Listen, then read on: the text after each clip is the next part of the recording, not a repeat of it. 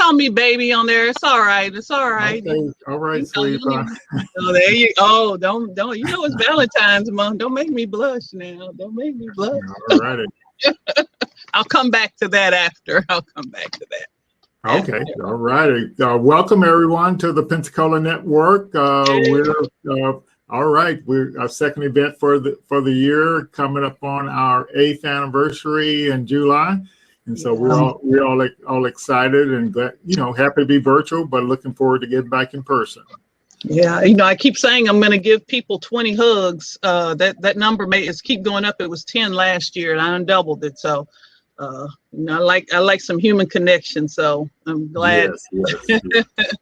Yeah. It's. I think they said the numbers are leveling off, and so just pray that everybody remains safe and grateful, for this journey, even as we celebrate the lives that we've lost. I know every time we meet, it's like a litany of people that we've lost. So we are just so grateful that y'all are here and celebrating with us.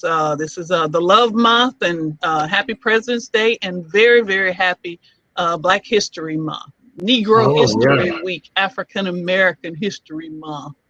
All righty. What did you learn new this month for Black History? I learned the fabulous this morning, actually, just this morning, Henry Chick Minor, the 96-year-old virtuoso, organ virtuoso, that he said this morning on the radio on WRNE that when Robert Hill asked him who he looks up to, he said himself. Whose music he likes, he said himself. So it reminds me, if nobody cheers for you, cheer for yourself, Fantastic. Yeah, that's a good thing to do. You have to be one of your favorite people. Yeah, so what I was holding up, I'll bring this back up. I know it's not that, but this is out of, let me do this first, the Pensacola magazine. And thanks to Gina for writing this Gina Castro for writing this fantastic article about the history of blues and jazz in Pensacola. If y'all can see that. It says music is the healing force of the universe. Pensacola's African Americans set tone for jazz and blues. And so we're really excited that they've talked about Chick Minor in there, Wally Mercer Jr., Gussie Streeter, and the Grammy nominated Pensacolian Gwen McCrae, and so many others who's made their way here in Pensacola and made the national scene for blues and jazz. And so we're excited about that article. Yeah, it's really neat, the amount of press that not only just in Black History Month, but it seems like we're African Americans are getting a lot more press throughout the year now. So I'm definitely excited about that. Yeah, that is excited. Our history has always been a part of the American history, and it's been framed in so many different ways. So, as we continue to peel back this onion and allow the truth to happen about the vast contributions of African Americans, it's so exciting, and not just during Black History Month, but at every single day of the year. That really is exciting because it allows everybody to learn something new. And as we're going to see with our special guests, Drew and Venus, how these different ideas come together to form something new. And so being inclusive is such a beautiful thing, and it pays off in so many different ways. So happy Black History Month, y'all. Right. Yeah, so if that's what's actually, I think, for almost a year now, there's been a lot more awareness of the history of Black folks, and I think it's just a really powerful to learn all the contributions and all the ones that are currently being made as well. And I think it's pretty, it's just all I can say is really exciting, and of course I'm with all the entrepreneurship stuff, I'm even more excited when people find out that they can make connections and leverage resources and kind of move forward. And it's Yeah. a really neat thing. Yeah, So I'll say this really quick. I was tracing something else, doing some research for another project, and ran across this Pitts Beach, which come to find out was another. It was a privately owned but publicly used beach owned by African Americans, starting in the 30s in the Warrington area, right on Bayou Grande, and 9.5 acres. And so this discovery is so very cool, and it's so very neat about how these 20 men came together and bought this land and had it for the use of African Americans during this segregated period. And so it's just again just taking that innovation and creativity and making a way for it. It's so many different inspiring stories throughout history and even again today, as we're going to find out. Oh yeah, fantastic. I would want to take a minute and encourage people, to log on, at 5 at our events because it's an opportunity to connect one-on-one and just get a chance to meet people and have conversations. And it's so. Last night we were on the Startup on the Block thing, and I met a guy from Maine and I met a guy from Canada. So it was pretty actually neat, and so to be able to make connections, it's pretty fantastic, and connections that can help. Yeah. Tell that Maine brother to bring us some lobster. I'm just saying, since. What do you want from the guy from Canada? What do you want from the guy from Canada? Some maple syrup. Don't play with me now. Some lobster and maple. I'm gonna ask Drew and Venus if they can make a recipe for that lobster and maple syrup. I don't know. Yeah, don't play with me. I know my food now. All right, fantastic. So I would like to also give a shout out to our sponsors, and we got a lot of them, and so. Take a look at our sponsor tab, and so just continue to patronize them. They continue to support us so we can host the networking even during the pandemic. So it's pretty exciting for that level of commitment to kind of keep rolling on. And when we do start back, what we found out with this virtual networking, we tend to can draw some people from out of town, and now thanks to Chris with Bantucola, streaming the stuff on Facebook and kind of putting the content out there. I've even seen some of the stuff on LinkedIn, so that's actually pretty neat to get those extra views. And I understand from you, that the Mike Howard thing last time actually got a lot of views as well. It had I haven't checked it in about a week and a half now, but last I checked it was like almost 500 views, and so that to me just really shows the power of the partnership with Chris Hendricks. Thank you so very, very much. Chris is actually the way I got to Drew and Venus, just again continue to make those connections. And so I was joking with the radio interview that, the power of social media allows us to have people to listen in, make connections like you talked about from the folks in Maine and folks in Canada who we wouldn't otherwise be able to connect. So in the building, in the Editai building, the Villa Square, our capacity is 100, 125. And so here is, plus we get Mike Howard from Atlanta, this nationally known motivational speaker, computer scientist, NASA computer scientist and motivational speaker. And so we get this extended reach. And that when people are looking for vendors and contractors, employees, board members, volunteers, connections, resources, our web is able to go a bit wider. So when we do get back in person, I think it'll be to our benefit to continue the partnership with Chris, and so to stream live. So that it's a beautiful thing. So Chris, if you're listening, we don't do shout outs, but you getting a shout out, brother. Getting a shout out, yeah.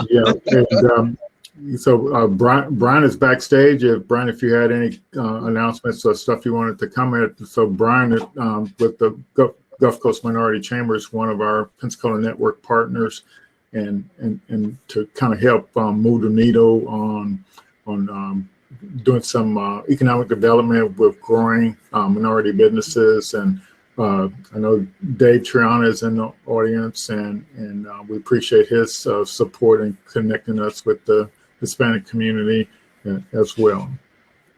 Can you hear me, Lord? Okay.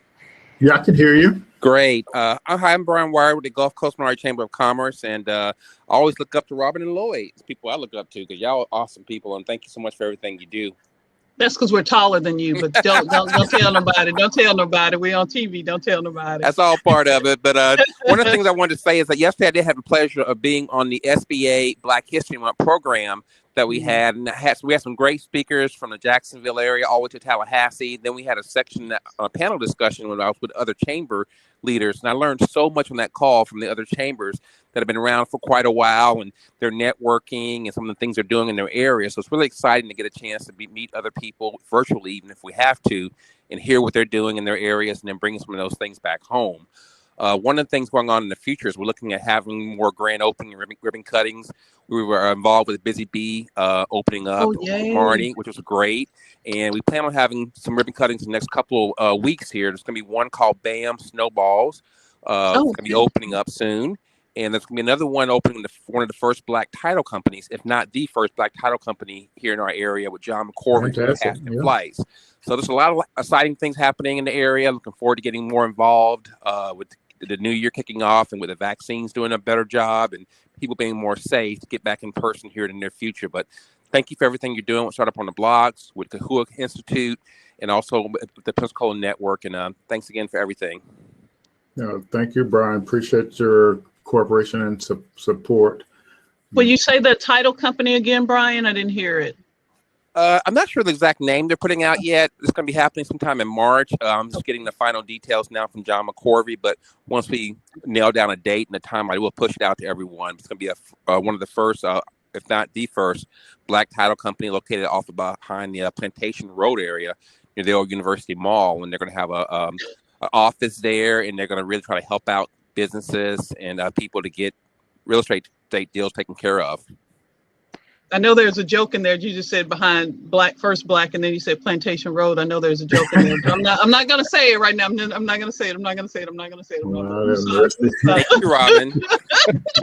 Is that the same John McCorvey that owns the restaurant, the Cast and Flights? Same one. Cast and Flights. Cool. Great to see that expansion. Yeah. Especially up in that area with the new what is that, the big BJ's? Yeah, with all the attention and all the hotels and things up there.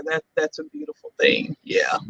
No joke. Maybe later also too, David can talk about, or at least put in the checkbox about his international festival going on over in Fort Walton Beach as well. I don't have exact dates in front of me right now, but Dave's doing some wonderful things with Hispanic community and trying to have an international festival that's taking place next month as well. So we can find out about those things and push them out more to everybody once we get all the details. Yeah, David, if you're listening, you can put it in the chat, and we can and then we can push that out on the Facebook page. Thanks for that reminder. Yeah.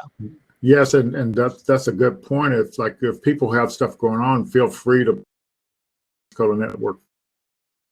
And we'll be glad to share it and promote it. The Pensacola Network is basically a community network, and so we're all about sharing information and resources that kind of help everyone grow, no matter what they're doing or where they're at. It's just a way to connect, and so I can tell you unequivocally, it makes the biggest difference in your success.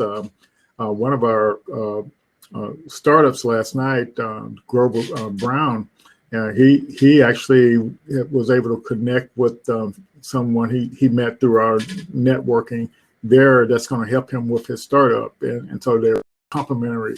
And so it's just truly neat to connect and share your ideas and nobody knows what you're doing, they can't connect you with the resources. So you kind of like have to network.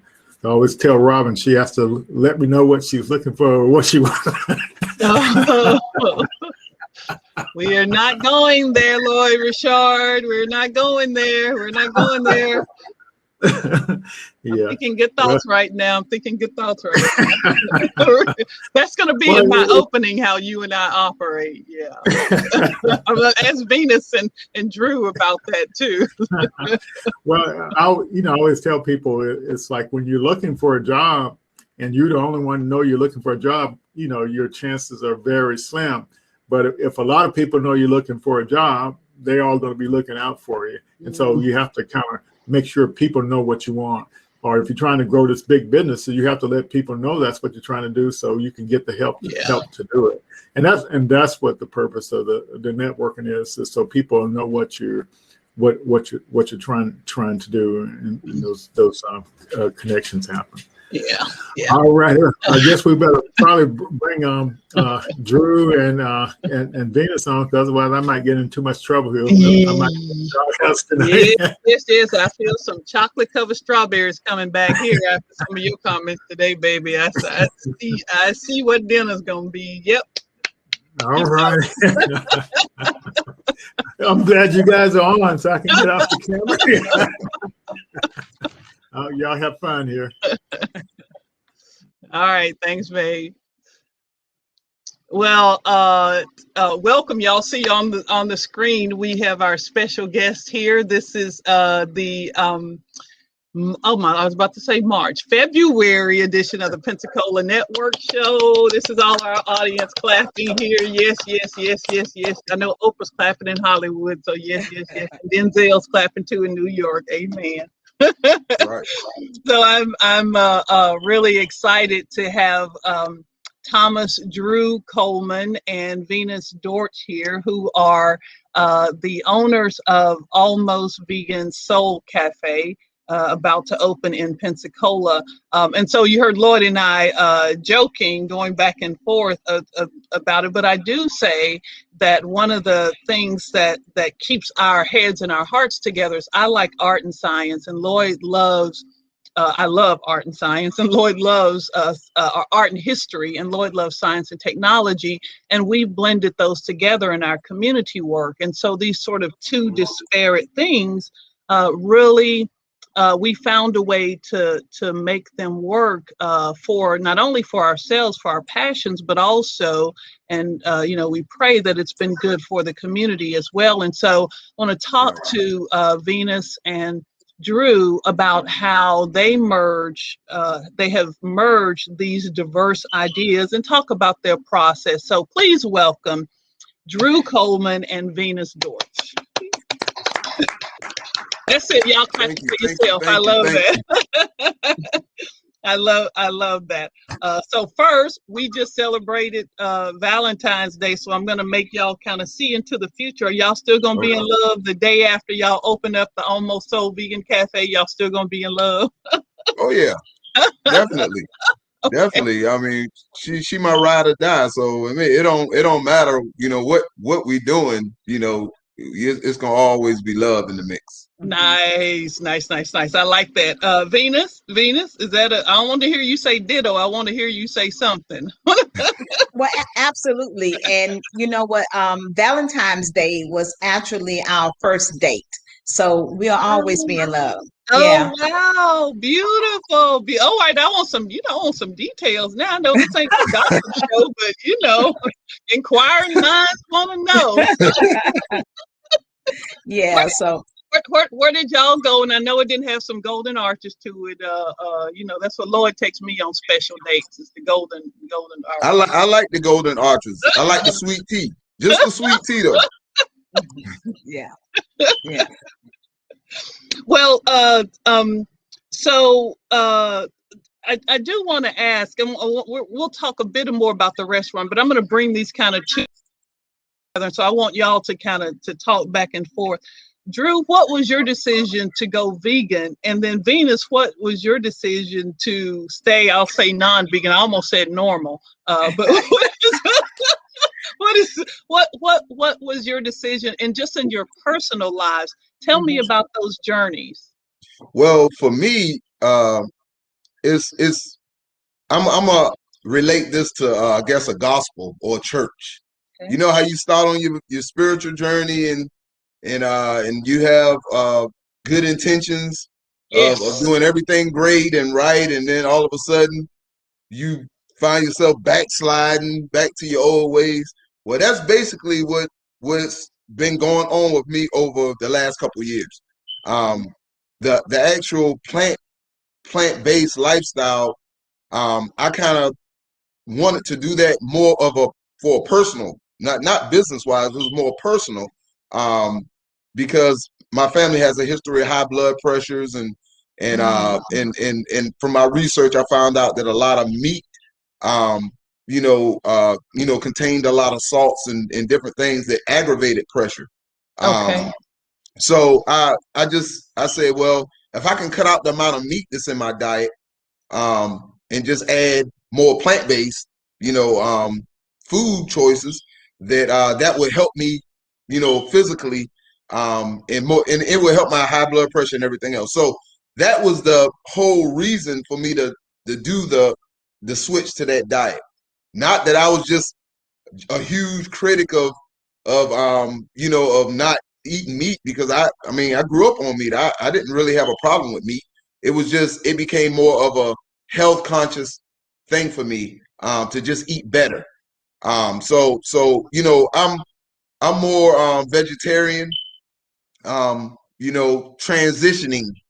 So it's a transition phase for me right now. It's and like when I was speaking of my reference to being in church and backsliding. Yeah. When you go out to eat and you go to these different restaurants and you don't have that food choice, the menu isn't good for people like me who's trying to have this type. And the only thing you really can eat is salad. And because you don't know what the fries cooked in, you don't know, it's just, you don't know. So the menu options weren't that good for me. So of course, what happened? I'm hanging with I love football, I love sports. So everybody I hang with, they're wolfing down wings and everything else, and I'm sitting there like, can I get the carrots and the celery? off of their wings, huh? Right. So of course, that wasn't going to really last too much longer. And what happened is I started wanting those wings and started backsliding into eating meat again. So it's been back and forth for me, just for the fact that I didn't have a consistent place where I could go with a menu that could satisfy me and give me what I wanted, like what I thought I was missing. With this vegetarian vegan lifestyle. So that was really the whole purpose of the Almost Vegan Soul. It's for the people that's in a transition who want to have a better, healthier diet, but they still eat meat. So because it's hard to just cut it, just like that, and don't deal with meat just like that when you're used to it for 20, 30, 40, 50 years of your life. Yeah. So Almost Vegan Soul is basically a bridge for people that's transitioning from a meat-based diet to more of a plant-based diet. So it's an 80-20 menu. 80% of it is plant-based, 20% of it is meat. So you'll still be able to eat some meat, but the majority of the menu is going to be plant-based.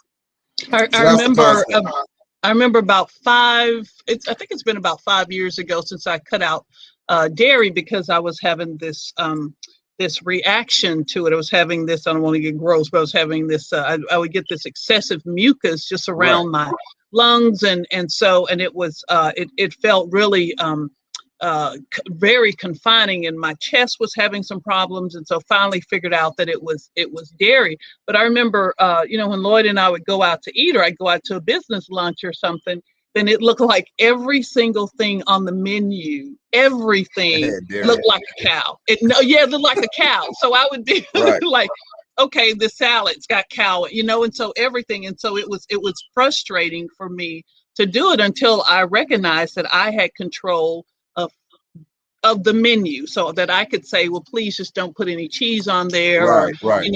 I could forego something, or if I did make the decision to do something, then I knew that, I may have some consequences to it later, and then I could adjust. But it was this sort of battle, this internal battle on what I could what I could do. So I had these new things that I had to bring into my life, but I didn't know how to control those. So Venus, you are non-vegan, and so what?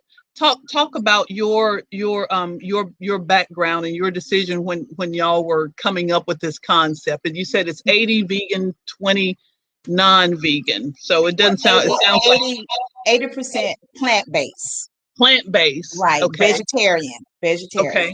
Yes. Okay, vegetarian. Okay. Oh, yes. almost vegan. Gotcha. Right. Okay. All right. All right. And then the 20%. So my chitlins can come up against somebody's chickpeas. Is that what you're saying? It can. If you come with somebody who wanted chickpeas and you wanted chitlins, and we had it on the menu, both of y'all would be satisfied at Bring almost it. big Bring as it. Bring it on. So Venus, talk about your head and all of this. Your head, and as Drew is making this in this process. Talk about your process, your head, and where you were with this. Well, when Drew came up with the idea, I said, okay, that's interesting. Uh, but I have to get some enjoyment out of this, and and I have to be realistic to me, and that's great, honey, that you want to become a vegetarian and eat healthier, but I can eat healthy as well and have meat in my diet. You bake things, you eat fish, and so forth and so on. So I'm fine with the healthy part of it, but I just was not willing to give up give up my meat. So we said, well, you know, how can we merge the two? Because certainly this can't be, a disagreement or a challenge in other relationships. I'm sure that those conversations have come up before. And how can we become a bridge for those individuals that, want to enjoy both and go out together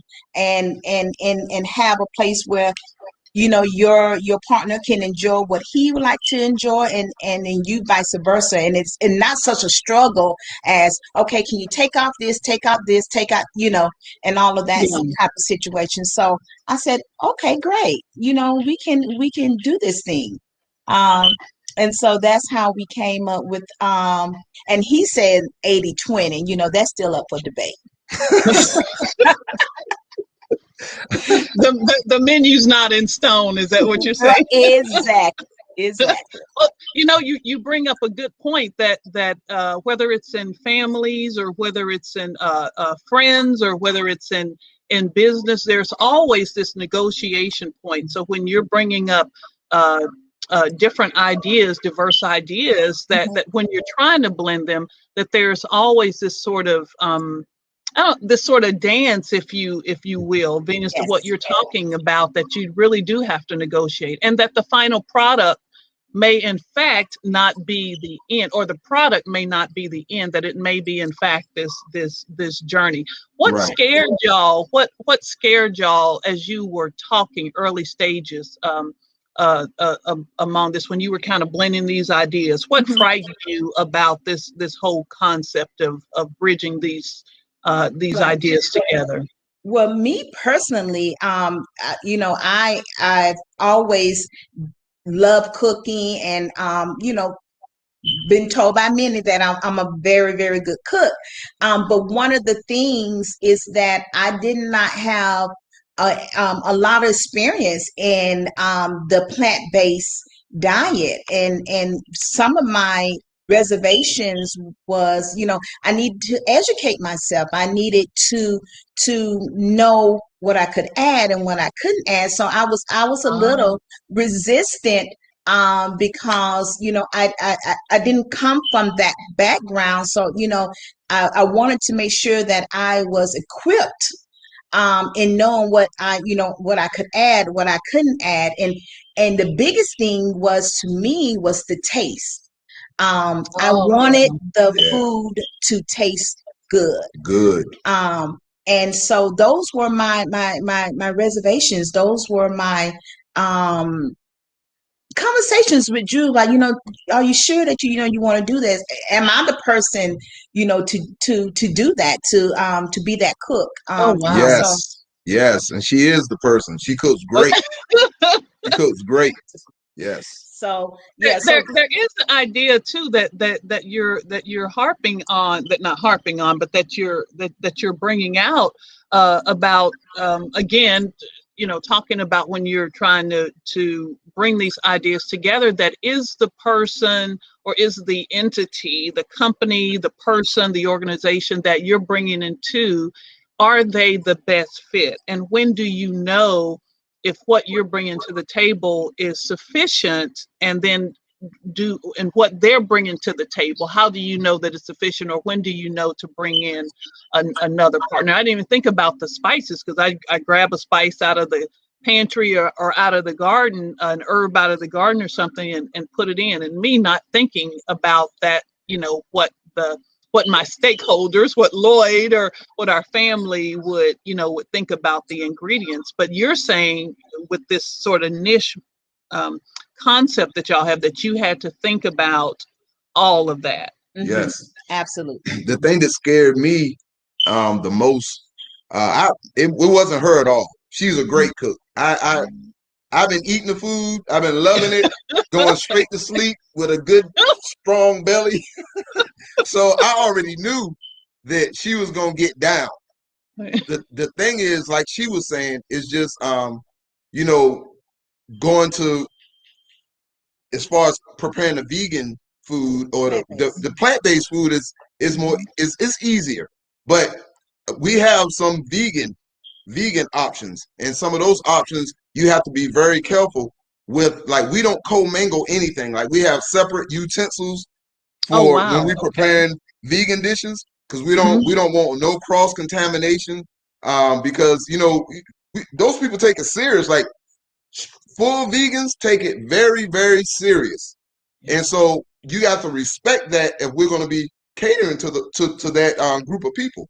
So having separate utensils, having separate if the cooking areas, if we prepare things on this side of the kitchen, this non-vegan dishes, on this side of the kitchen is vegan dishes. So we have, the kitchen is really separated into two sides, basically, to be able to accommodate both sides without any cross contaminations or anything like that. That was my biggest thing that I was worried about, because again, it's a new concept, to be able to have a restaurant, because either you had one thing or you had the other. But what we're trying to do is merge both in the same restaurant, and I don't think it's a concept like the one that we have here. So so Forbes magazine talks about in the United States that there are just shy of 1,500 restaurants that are considered vegan friendly.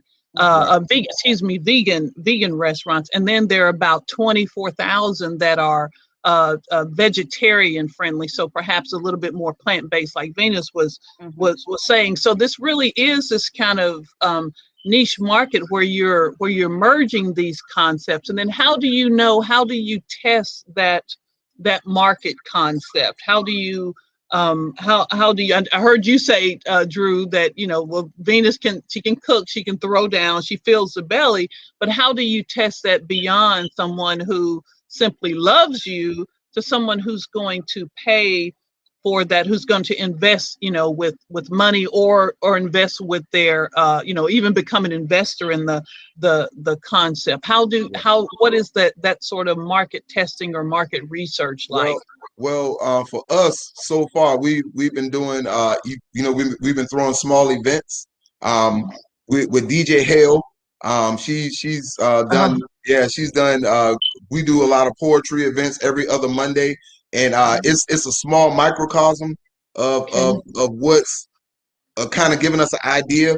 We cater in food that we prepare to the event, and we have vegan dishes as well as meat-based dishes, and the vegetarian dishes, and they outsell the meat dishes in our events. Yes, they're more expensive than the meat dishes, and they also outsell the meat dishes. So that kind of, kind of threw me for a minute. I'm like, man, this is priced higher. But I'll give you an example. A chicken or shrimp quesadilla might cost $7, $7.50. A vegetarian quesadilla might cost $10 because it's more expensive to make with the cheeses and everything. They'll still pay that for, and so it just showed us that there's definitely a market for it. People are looking for again, a healthier eating choice, and we're seeing that with these events. It's showing us that that people are willing to pay for a plant-based diet that tastes good. It's definitely we definitely have a clientele out there for that. I want to go back to it. I meant to ask you when you were talking about that you do separate, and so then you cook separately, you have separate areas, separate utensils. Are there concerns? So I know when you're bringing these ideas together that people will have one track, and then other people will have other tracks. Is there? Have you run into? What's my question? Are there purists who say these two things should not Shouldn't be together. merge? Yes. Yeah.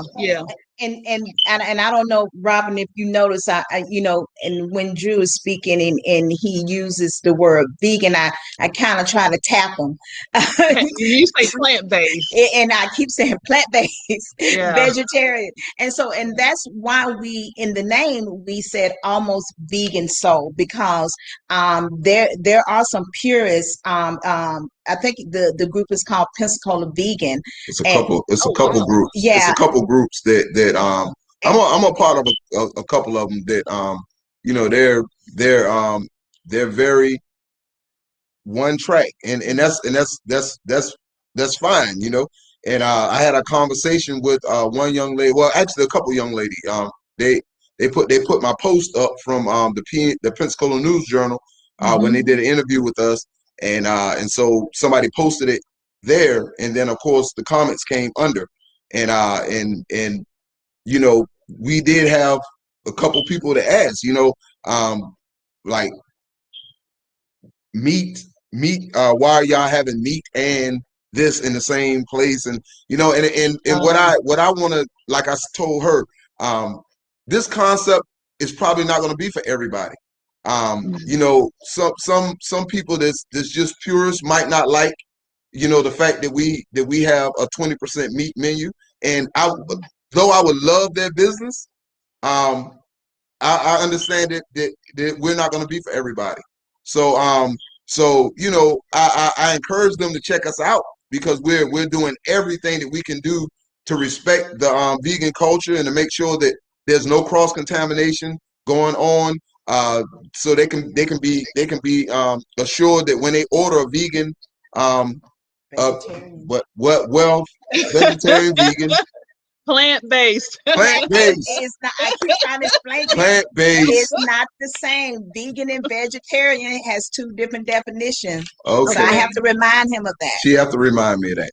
But what I'm saying is, we make sure that we take our time and respect everybody's culture or whatever they're doing with their diets, and we respect that. So we want people to be confident when they come in that we have that in mind, and that we're making sure that they're good. So to get back to your question, yes, I worried about that when because I have a lot of friends that strictly vegan, period. They don't do any plant-based anything. They don't even eat Jello, nothing.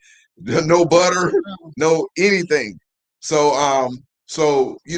that was a concern of mine, but those kind of people I like to invite to my house. Ma'am? I said those are the kind of people I like to invite to my house. Then I have more food. I have more food. Like, don't worry about that chicken. I love you. Don't worry about. I got you. I got you on that. But yeah, so leave that pound cake alone. So that was really what I just had to understand, that some people might hold that against us, and they might not patronize, but I'm hoping that they'll give us an opportunity. If not, then I'm confident that we have enough people that's going to be wanting a healthier lifestyle, wanting to transition into a healthier plant-based, that we'll still do well. And even with Robin, and even with the plant-based, I'm not cross-contaminating that. I'm keeping that separate from the regular food items, to show some respect, and also just to get in that mindset and get in that practice of making sure that when we say this is a vegetarian dish, that it is pure in the making process and so forth and so on. So I think it is interesting, especially when you talk what ideas will work when. So when I was looking at the research on where most of the vegan and vegetarian friendly restaurants are, most of them, not surprisingly, were in the Northeast and were in California. The South they call not only the Bible Belt, to your point, Drew, earlier about backsliding, but Right. it has also been called the Stroke Belt, and so y'all alluded to that earlier, where they showed it was a doctor associated with Sacred Heart Hospital some years ago that I interviewed, and he showed on this map of the United States the Southeast. And it showed all of the Waffle House restaurants, and that this was also the Stroke Belt. And he was not saying that it was a causation, but that it was a correlation between, the way that we eat in the South and the Southeast, and these higher incidences of disparate health conditions.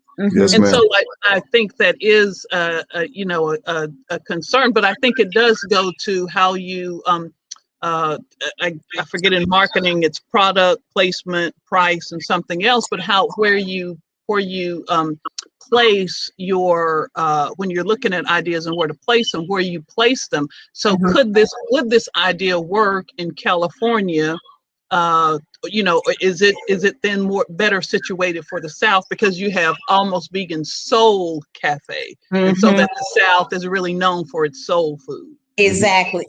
And and when you said testing the product, one thing that I did is I tested the food on my family, and I didn't yes, and I didn't tell them hey, this is a vegetarian dish, because immediately they and so I'm like, oh, Mom, I made some macaroni and cheese, and I had some left over. I said, I'm going to bring it over to the house for you to eat. And she said, oh, sure.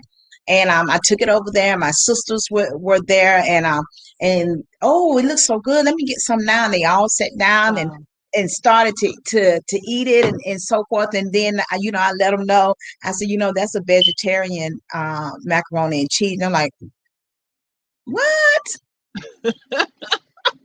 Your families can be rough on you. They'll tell you the truth. They love you, and they'll tell you the truth along the way. But it was cooked with Daya cheese, which is a vegan cheese, and with chaos, and it was I had the no egg based in it. I had almond milk in it, and don't give out the recipe. I won't.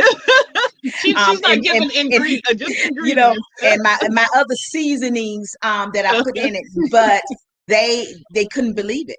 They could not believe it, that it was not regular macaroni and cheese. So I think a lot of times with individuals, and admittedly so, I can say myself, when I heard vegetarian dish, or I would kind of stray away from that.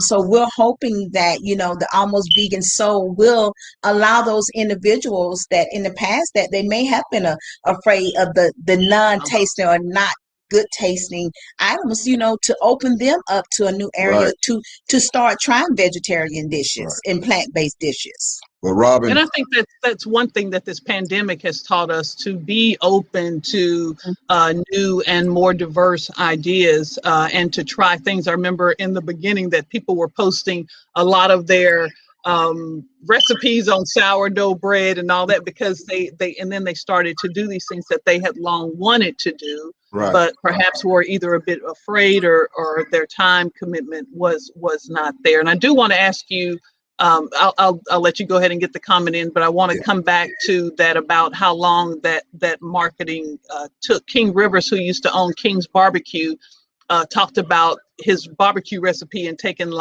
he said it was like 4 or 5 years before he got the recipe just right to open his restaurant. Go ahead, Drew. To your point earlier, you were saying, could this restaurant be duplicated in these different, and that's 100% yes. I think that even in a California, almost vegan soul, just because you said the South and the soul, I think people would be interested in some southern food that's cooked meatless. I also think that it will work in New York. I think the concept would work anywhere. Be honest with you, because everybody loves soul food for the soul. Yeah. And if you can get a option that's without meat but still tastes like soul, like your grandma put her foot in it, then I think that'll sell anywhere. Yes, ma'am. Yeah, amazing. So I want to end with making sure, because we've talked a lot about how your diverse ideas came together around the restaurant. I do want to make sure that you talk about the opening of it, but also there's another piece, and y'all have alluded to it, the testing of the recipes, not only on your family but also on your smaller events. There's another component to this, the 532 Live event center. Yeah. So just mention that. I'll let you mention that, not real quick, and then I want to go so we can close out, so we can make sure to ask entertain questions. Okay. Well, actually, I'm going to bow out to Venus on this. The event center actually was her concept. So I'm gonna just turn to her and just look at her face and watch her talk. So in regards to the event center, again, when we started this idea about opening up the Almost Vegan Soul Deli, I was like, hey, I'm still employed. How are we going to, do this full throttle? We're gonna have to introduce it slowly.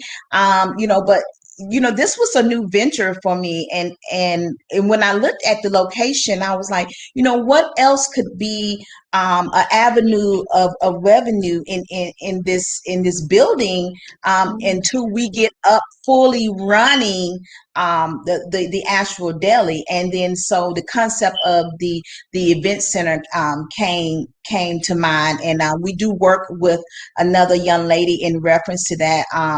Her name is Shaquana Gable, in setting up different events, baby showers, birthday parties, small events like the open mic night, things of that nature. And I really love entertaining. And so that's a joy for me as well, the decorating part of it, and theme ideas and so forth. So just another idea on how to create multi-purposes reasons for my area. How can we capitalize on different revenue avenues for our business. So that's where the idea of the 532 Live came. That is also a play on the address.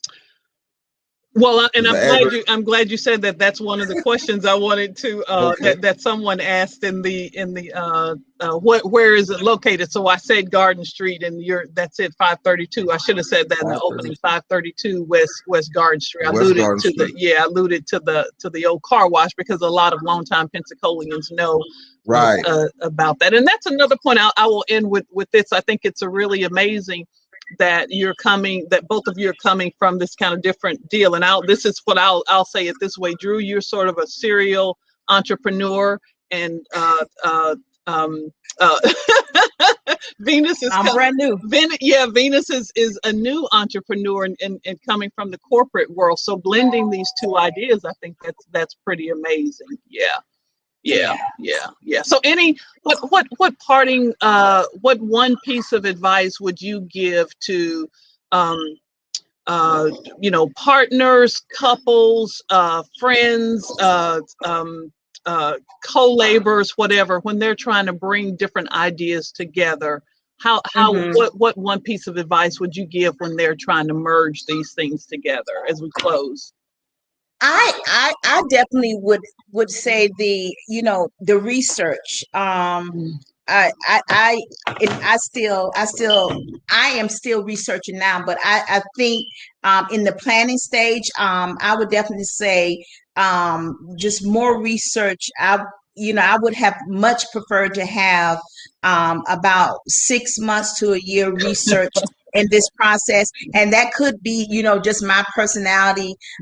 Drew is more of a risk taker, and I cherish that in him, because I probably would have never started. However, I would say to individual more research. I actually used to work for the Small Business Development Center when I was in college. Oh, wow. And right, and that was one of the companies that I said to you, hey, we need to get an appointment with them, and he was like, well, what is that? And I'm like, well, it helps small businesses start out, those type of things. Equip yourself with the knowledge on how, on when starting small business, the resources that are available. Call your city councilman and find out, are there any local funding for small businesses in the area. So just equipping I just would have preferred to have just a little more of that background information. I'm learning it now and I'm finding it out now, but I definitely would say definitely do your research is what I would definitely advise to individuals starting out new. Good. Thank you, Drew. Any what piece of advice would you give to people who are bringing these, what looks on the surface dissimilar ideas together as we close?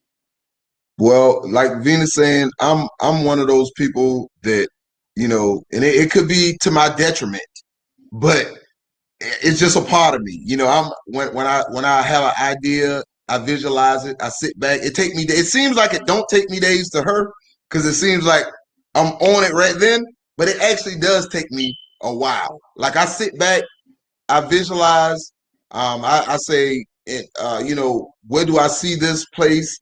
Can we make it happen? Can I make this into reality? I sit back and I visualize everything. I see it happening. I see it. I see us getting the building. I see us putting everything in it. I see the lighting. I can smell the cooking. Like it is very real to me. Like when I sit down and visualize something, like when I did Oasis, I sat down and I visualized how I wanted this place to be. And I would just sit in the building by myself, just with nothing in the building, just a blank building. And I sit back and I just watch and I visualize and I run everything in my mind. And then I say the only thing that can stop this is me,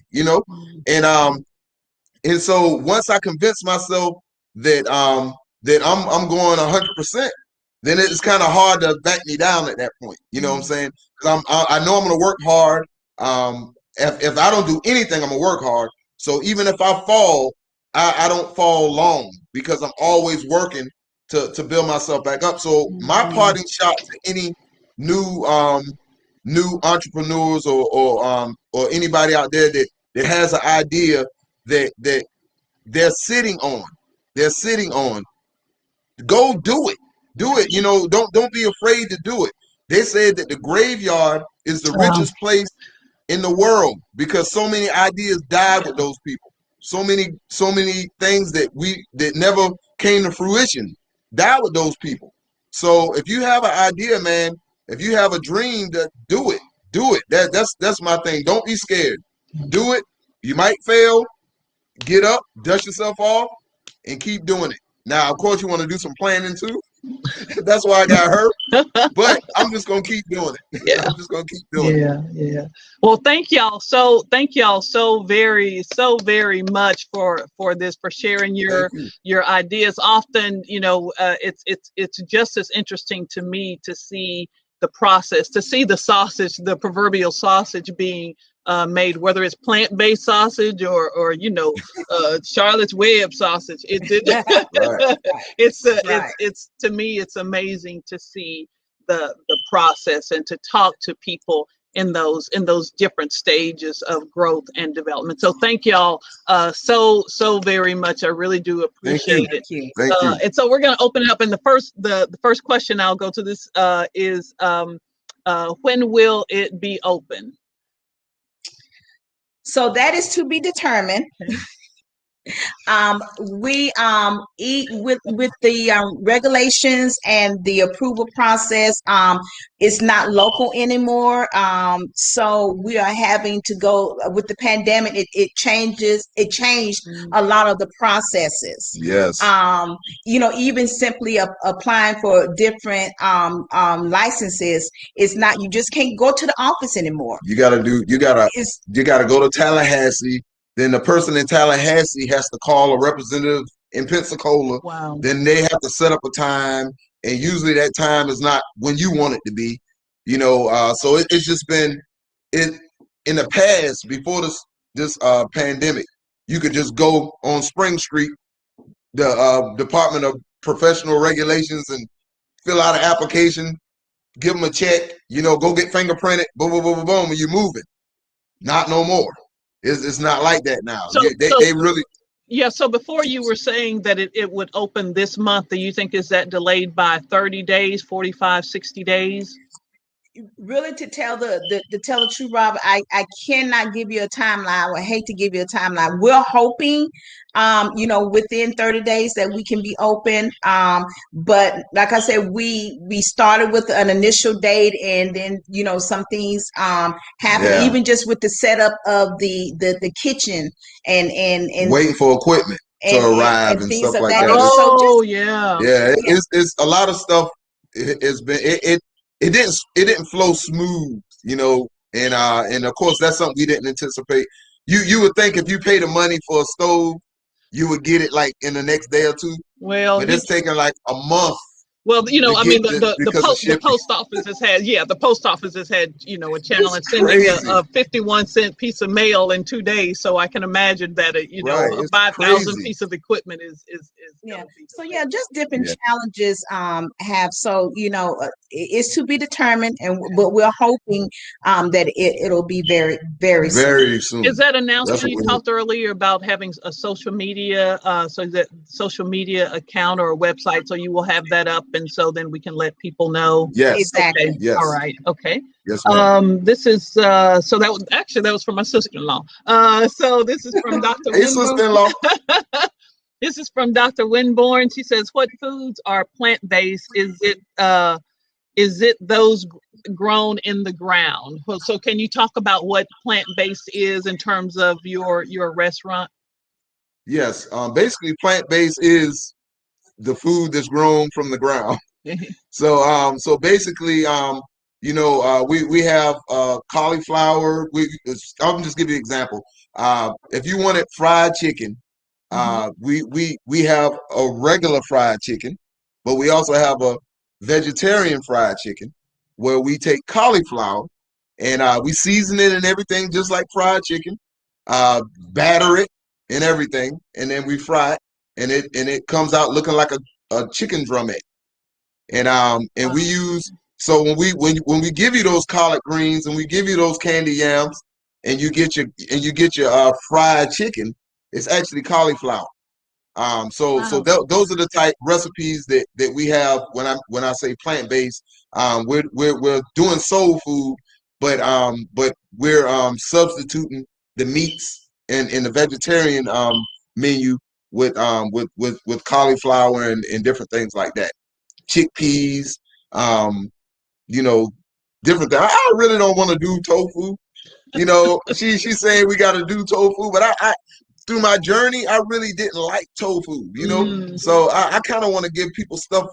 I mean, I know I shouldn't say that. People, stuff that I like, because some people might like tofu, but, you know, we like edamame, so soybeans, you know, that I like those beans. Yeah. I like those beans. So if you take those raw and not make the tofu, right? Then Right. you have that. So maybe even in different forms. Lloyd likes there. Looks like There you go. He done clicked on.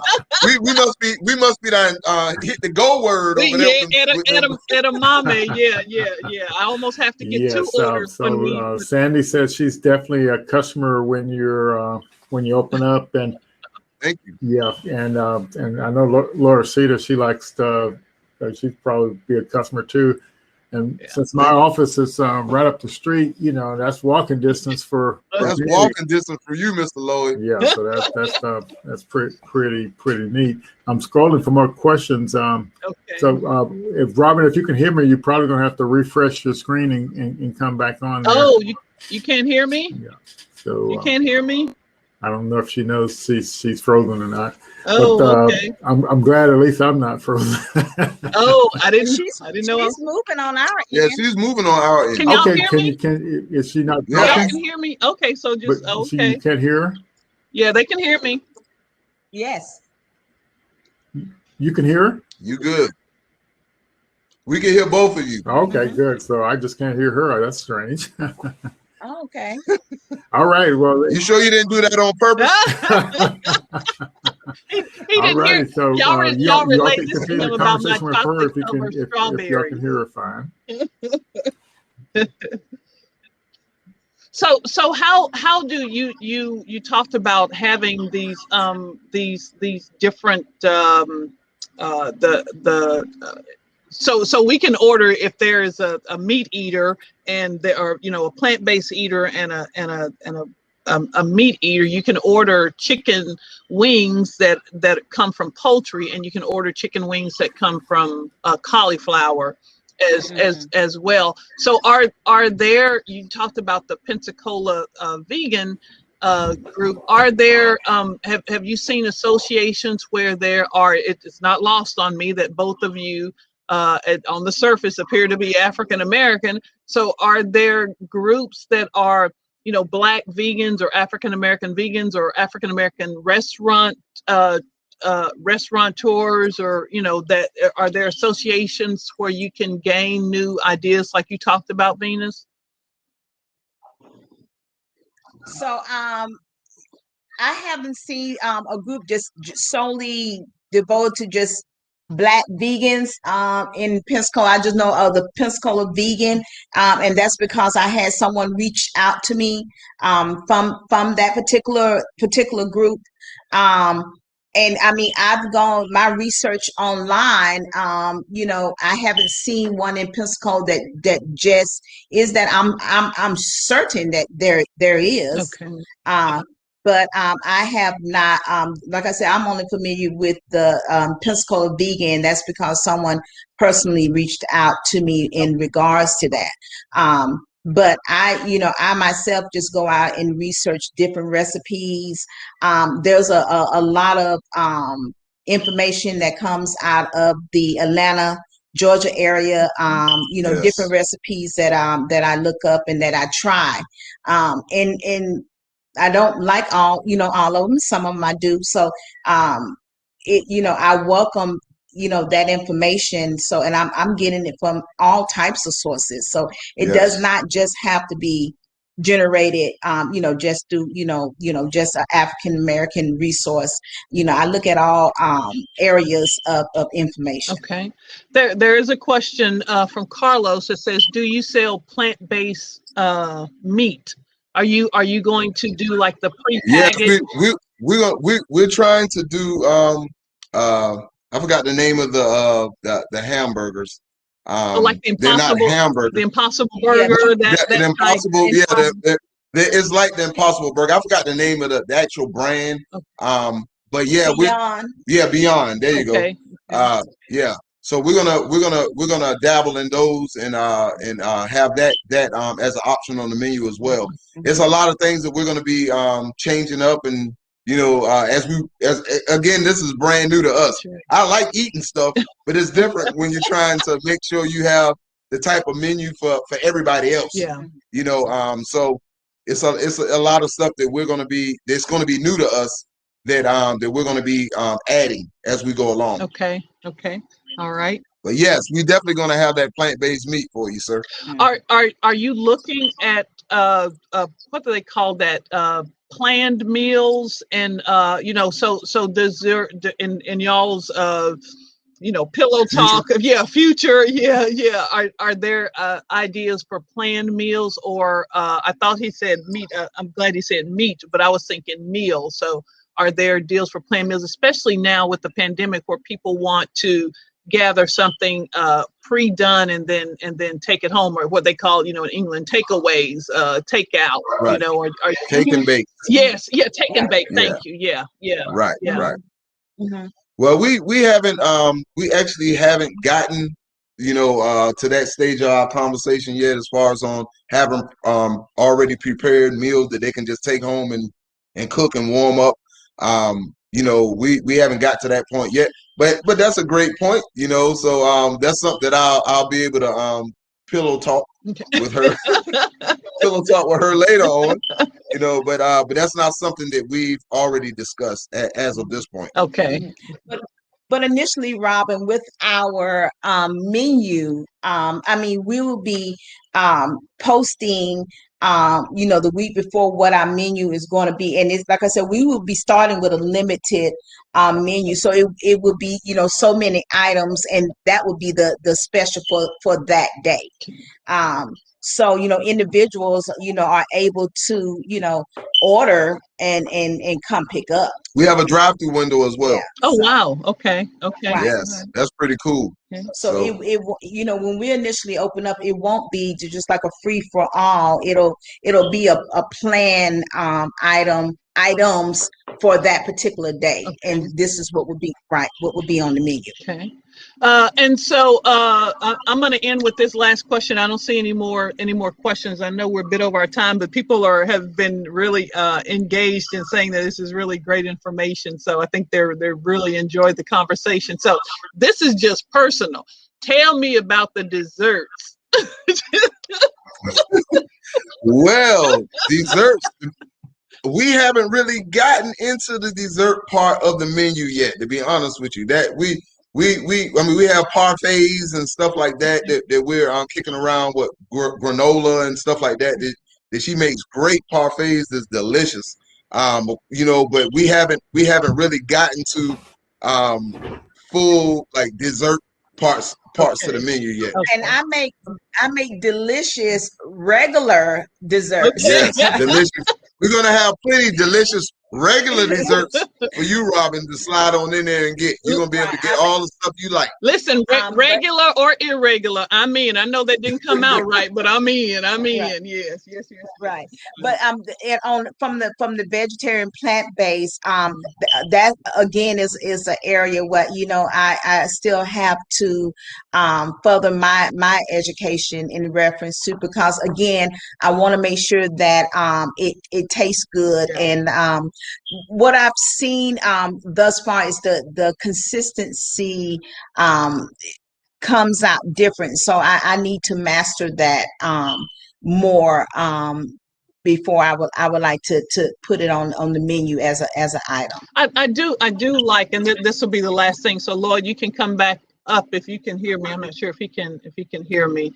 But I do like, and Venus, you alluded to this earlier, that, you know, that you each have, and I talked about, you know, me like in art and history and Lloyd like in science and technology, that you each appear to have this different size of the brain and a method. Even though you're trying to get to the same place, you have a method to do it. So Venus likes to research a little bit more in the plan, and Drew likes to jump in with, you know, with both feet, with the idea, with the vision to see where he's going. Right. And I think that's the beautiful thing when you're trying to blend ideas or bring other people around the table, is to right. really capitalize on not only diversity in people, but diversity in ideas and experiences, and processes too. So I appreciate you both sharing how you each individually make that process. I think that's just as important.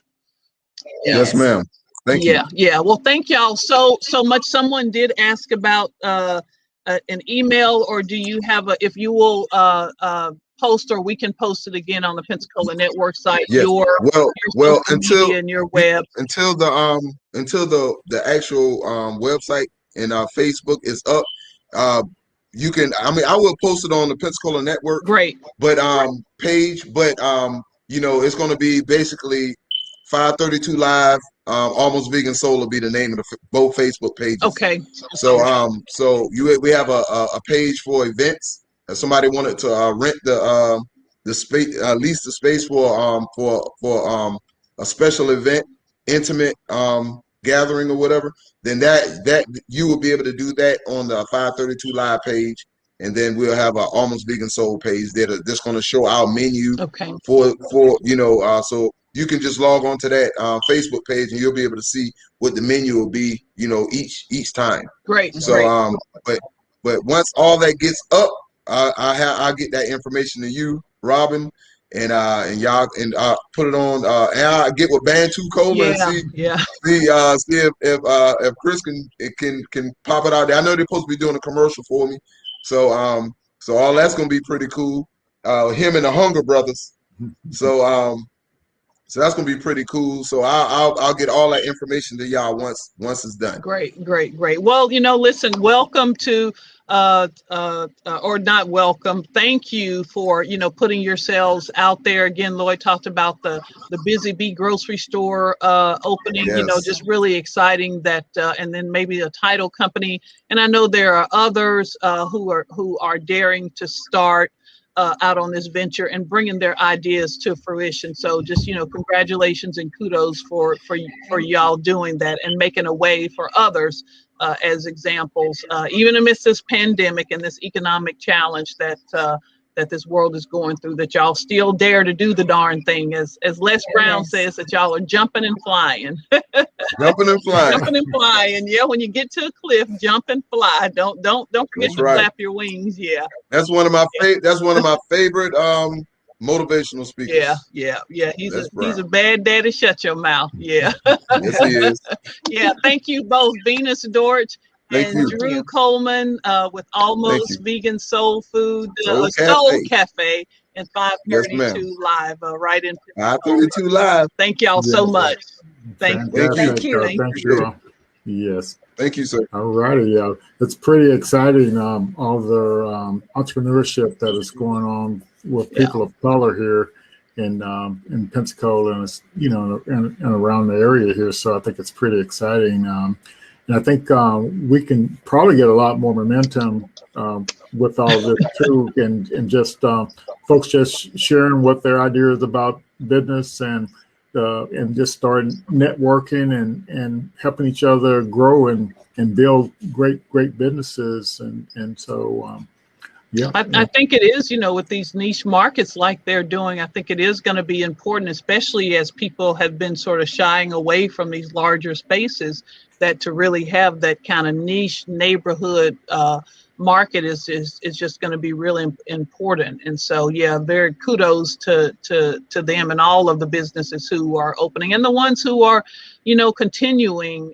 to open. I saw Peter on there and, Kingfisher. And so it's just, of course, Five Sisters and Blue Dot and the Dwarf, those restaurants who continue to make their way. And I was talking to Byron Long with Blue Dot a couple of weeks ago and asked him how he was doing, and he said we're doing COVID hours, so 11 to 2, and but still making their way, so that as Venus and Drew talked about, that that they can still make the dollar. So they're doing their passion, but that they can still make the dollar and continue to be there. So that's exciting. So yay for them. Yes, so we want to thank everybody for showing up, and for those who are interested, I'm going to be in the session thing.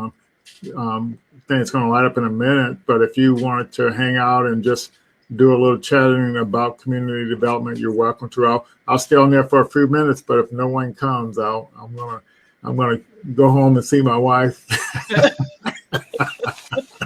Oh yeah. Yeah, it's been a rough week. Yeah.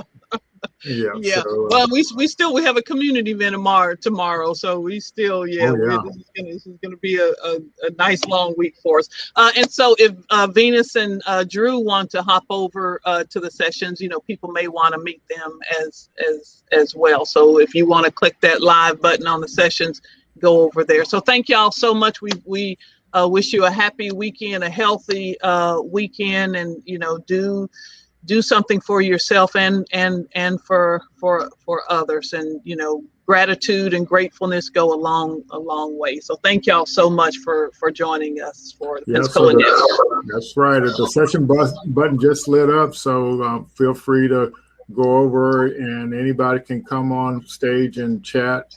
So just if you want to chat a little bit and talk about our community and kind of figure out things to help it grow, let's do that.